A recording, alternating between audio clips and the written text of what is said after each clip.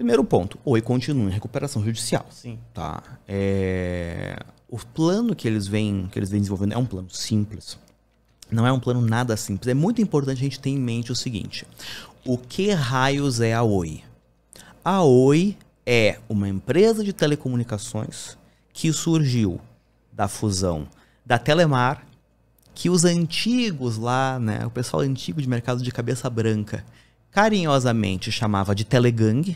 Por aí vocês já podem imaginar como era uma empresa simples, né? Como era uma empresa tranquila, com a Brasil Telecom, que por sua vez era gerida, né, tinha como um dos seus principais acionistas o Banco Opportunity do Daniel Dantas, que é um cara que de tempos em tempos, enfim, aparece alguma coisa, né? Aparece envolvido em alguma polêmica, para dizer assim. Então, assim, o histórico a Oi nasce disso aí, e ainda por cima, vamos lembrar que a Oi nasceu de uma operação praticamente patrocinada pelo então presidente da época, né? Companheiros, temos que fazer a grande telenacional, etc. e tal. Um negócio muito complicado, tá? E que ainda por cima, no meio do caminho, teve a Portugal Telecom. Os caras fizeram um monte de bobagem. Assim, a empresa nasceu da fusão de duas empresas extremamente complicadas, com uma gestão extremamente complexa. Num certo momento passou a ter um acionista, que era a Portugal Telecom, extremamente problemático, que colocou como representante deles alguns executivos de conduta extremamente controversa, para dizer o mínimo, né? Figuras polêmicas que aprovaram operações de valor questionável, digamos assim, né? Que não necessariamente... Né? É que eu não quero ser processado, né? Mas, melhor mesmo. Enfim, eu acho que você está entendendo o que eu quero dizer. Eu acho que todos os ouvintes estão entendendo. Até mesmo sócia de uma operadora de celular em Angola, cuja outra sócia era a filha do ditador do país, que por acaso é a mulher mais rica da África, eles conseguiram se enfiar. Entende? Exatamente, né? Muito enrascado. Gente, a Oi conseguiu ter operação de telefonia no Timor-Leste. Nossa Senhora. Pensem nisso por um instante. Então, assim, era uma colcha de retalhos, uma verdadeira usina de problemas aquilo ali. Até pouco tempo atrás, era a maior recuperação judicial da história do país. E vale lembrar que, assim, a maior parte das empresas que entram em recuperação judicial dá em água, gente. A taxa de sucesso nos processos de recuperação judicial ou nas antigas concordatas que existiam antes da RJ, ela é baixa. A maior parte das empresas se dá mal. Então, até bem recentemente, essa era a maior RJ da história do país. Só foi superada pela RJ do grupo Odebrecht, que você há de convite comigo, que também não deve ser um negócio muito simples, né? Com certeza. Tem um livro muito bom, inclusive, sobre isso, que é A Organização, que conta a história da Odebrecht de uma perspectiva muito interessante. E que ajuda a gente a entender muito como que o Brasil funciona, diga-se de passagem. Mas voltando para a Oi. O plano de reestruturação ele é um plano super ousado, ele é um plano complexo, ele é um plano difícil, cuja base, basicamente, é a ideia. Olha, essa empresa tem um grande ativo que tem um grande valor, que é a rede de fibra.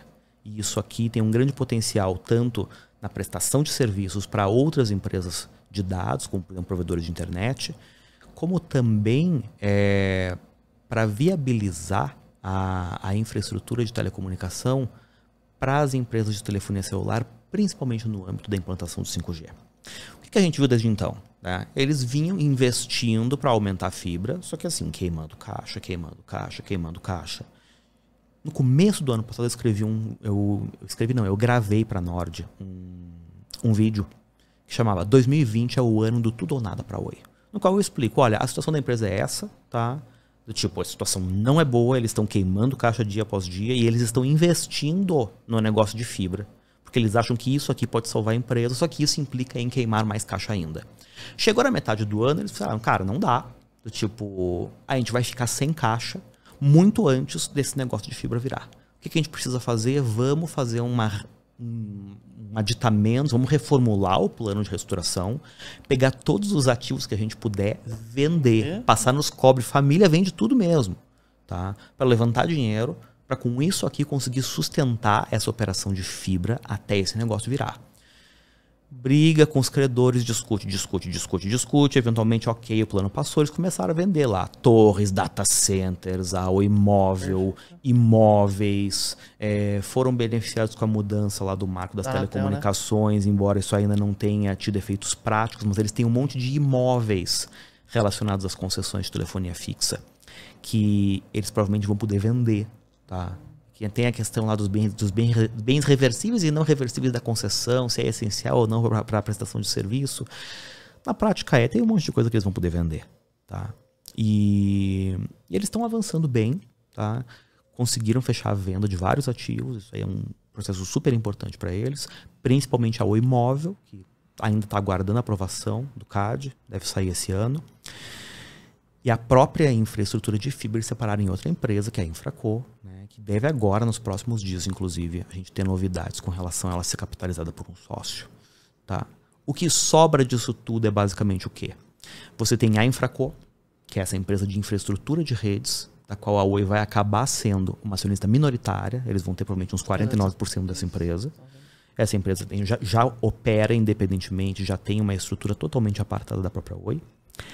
E a Oi em si, ela encolheu.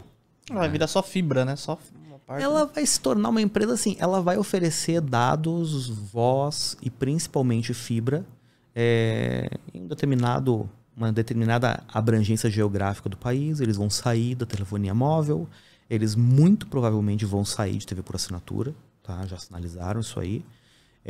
Eles deixaram de ser donos de uma série de ativos de infraestrutura de telecom.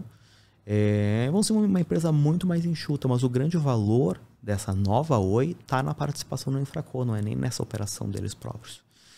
Tem riscos ainda? Tem risco sim. Tá? O principal risco, na minha opinião, para além das questões relacionadas à aprovação de todas essas operações que ainda estão pendentes, Oi Imóvel e Infraco, vai lembrar que assim, ao final disso tudo, ainda vai restar o desafio da própria Infraco gerar caixa e parar em pé como empresa. Tá?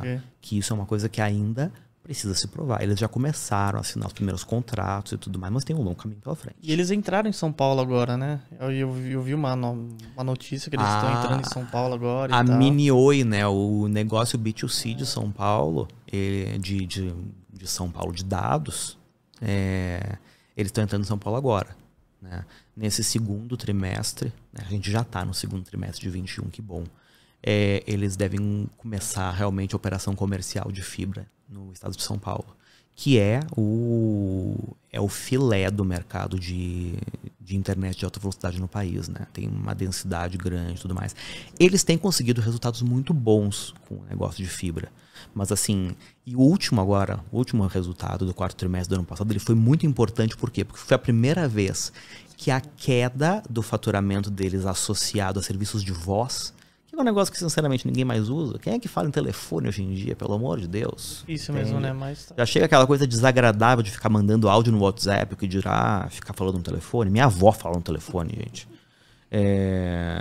Mas foi a primeira vez que o incremento de faturamento associado à venda de planos de dados de fibra superou a queda de faturamento associado ao serviço de voz. Então isso é um prenúncio muito forte de um ponto de virada do operacional dessa empresa que está aí. E a Oi, então, resumindo, assim, é uma boa aposta para... É uma aposta bem arriscada. É bem arriscada, tá? porém... É bem arriscada, mas assim, sabe aquela coisa assim, a noite é mais escura logo antes do amanhecer, entende? A Oi hoje, a situação já não é mais um breu, tá? Já dá pra ver um tom um pouquinho mais claro do que o preto absoluto, tá? Tá começando a clarear, tá começando a ganhar alguma visibilidade.